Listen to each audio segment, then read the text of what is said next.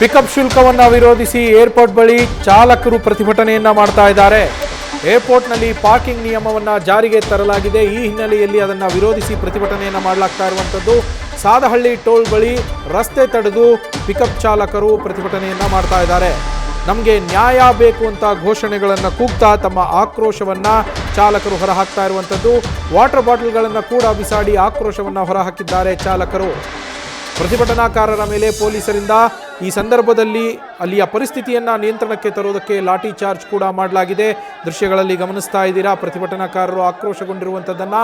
ಏರ್ಪೋರ್ಟ್ನಲ್ಲಿ parking ನಿಯಮಗಳನ್ನು ಜಾರಿ ಮಾಡಿರುವಂಥದ್ದು, ಪಿಕಪ್ ಶುಲ್ಕವನ್ನು ಜಾರಿ ಮಾಡಿರುವಂಥದ್ದನ್ನು ವಿರೋಧಿಸಿ ಸಾದಹಳ್ಳಿ ಟೋಲ್ ಬಳಿ ರಸ್ತೆಯನ್ನು ತಡೆದು ಪಿಕಪ್ ಚಾಲಕರು ಪ್ರತಿಭಟನೆಯನ್ನು ಮಾಡ್ತಾ ಇರುವಂಥದ್ದು. ಕ್ಯಾಬ್ ಚಾಲಕರು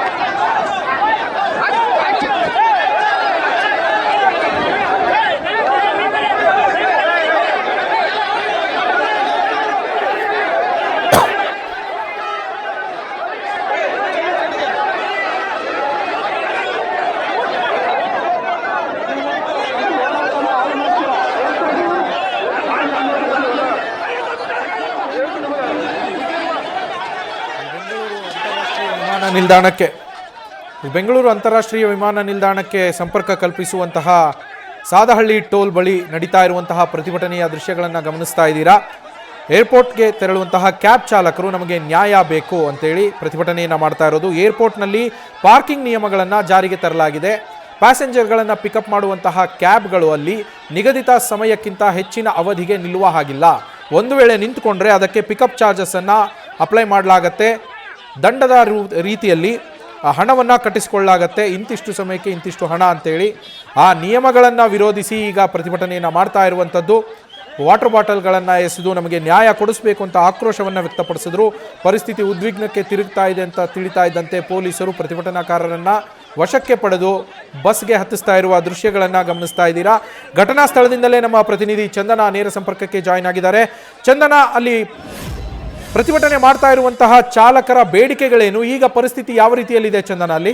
ನವೀನ್, ನಿಜಕ್ಕೂ ಸಾದಹಳ್ಳಿ ಗೇಟ್ ಬಳಿ ಪ್ರತಿಭಟನಾಕಾರರು ಅಂದ್ರೆ ಸೈಡ್ ಪಿಕಪ್ ಚಾಲಕರು ಪ್ರತಿಭಟನೆಯನ್ನ ಮಾಡ್ತಾ ಇರುವಂತದ್ದು. ಸುಮಾರು 500ಕ್ಕೂ ಹೆಚ್ಚು ಚಾಲಕರು ಇಲ್ಲಿ ಪ್ರತಿಭಟನೆ ಮಾಡ್ತಾ ಇರುವಂತದ್ದು. ಅಂದ್ರೆ ನಮಗೆ ಕೆಂಪೇಗೌಡ ಏರ್ಪೋರ್ಟ್ ಒಳಗೆ ಪಾರ್ಕಿಂಗ್ ಸ್ಥಳವನ್ನ ಬದಲಾಯಿಸಿದ್ದಾರೆ, ಹಾಗೆ ಪಾರ್ಕ್ ಮಾಡೋದಕ್ಕೆ ಹೆಚ್ಚುವರಿ ಶುಲ್ಕವನ್ನ ವಿಧಿಸ್ತಾ ಇದ್ದಾರೆ ಅಂತ ಆಕ್ರೋಶಗೊಂಡು ಇಲ್ಲಿ ಪ್ರತಿಭಟನೆಯನ್ನ ಮಾಡ್ತಾ ಇದ್ದಾರೆ. ಸುಮಾರು 500ಕ್ಕೂ ಹೆಚ್ಚು ಜನ ಚಾಲಕರು ಇಲ್ಲಿ ಪ್ರತಿಭಟನೆಯನ್ನ ಮಾಡ್ತಾ ಇರುವಂತದ್ದು.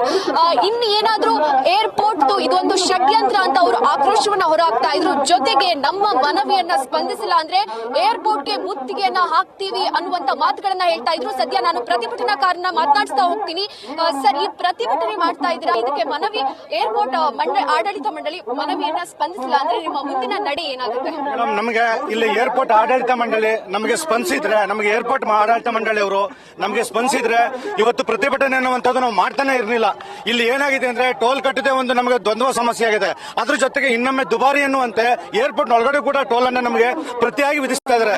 ಇದನ್ನೇ ನಂಬ್ಕೊಂಡು ಏರ್ಪೋರ್ಟ್ ಜೀವನವನ್ನೇ ನಂಬ್ಕೊಂಡು ಎಷ್ಟೋ 15,000 ಬಡ ಕುಟುಂಬಗಳು ಜೀವನವನ್ನ ಮಾಡ್ತಾ ಇದ್ದಾವೆ. ಈ ಮಾಡಿರೋ ದುಬಾರಿ ಶುಲ್ಕದಿಂದ ಎಷ್ಟೋ ಕುಟುಂಬಗಳು ಬೀದಿಗೆ ಬರುವುದಂತೂ ಗ್ಯಾರಂಟಿ. ಅದ್ರ ಜೊತೆಗೆ T1 ನಲ್ಲಿ 900 metre to 1.5 kilometre 900 to 1.5 kilometre customer ನಡೆದು ಬರಬೇಕು. ಕಸ್ಟಮರ್ ನಡೆದು ಬರೋದಿರ್ಲಿ, ಅರವಲ್ಲಿಂದ ಆಲ್ರೆಡಿ ಲ್ಯಾಂಡಿಂಗ್ ಆಗಿರುವ ಸ್ಪಾಟ್ಗೆ ನಡೆದು ಬಂದಿರ್ತಾರೆ. ಆ ಸ್ಪಾಟ್ ಅರವಲ್ಲಿಂದ ಲ್ಯಾಂಡಿಂಗ್ ಪಾಯಿಂಟ್ಗೆ ನಡೆದು ಬಂದಿರ್ತಾರೆ. ಅಲ್ಲಿಂದ ಅಂದ್ರೆ ಇದಿಷ್ಟು ಇಲ್ಲಿನ ಪ್ರತಿಭಟನಾಕಾರರು ಹೇಳ್ತಾ ಇರುವಂತದ್ದು. ಅಂದ್ರೆ ಅರೈವಲ್ ನ ಕೇವಲ 8 ನಿಮಿಷಗಳಲ್ಲಿ ನಾವು ಕರ್ಕೊಂಡು ಹೋಗಕ್ಕಾಗಲ್ಲ, ನಮಗೆ ಹೆಚ್ಚಿನ ಸಮಯ ಬೇಕಾಗುತ್ತೆ ಅನ್ನುವಂತ ಆಕ್ರೋಶವನ್ನ ಹೊರಹಾಕ್ತಾ ಇದ್ದಾರೆ. ನಮಗೆ 8 ನಿಮಿಷ ಸಮಯ ಸಾಕಾಗೋದಿಲ್ಲ ಅನ್ನುವಂತ ಮಾತನ್ನ ಹೇಳ್ತಾ ಇರುವಂತದ್ದು.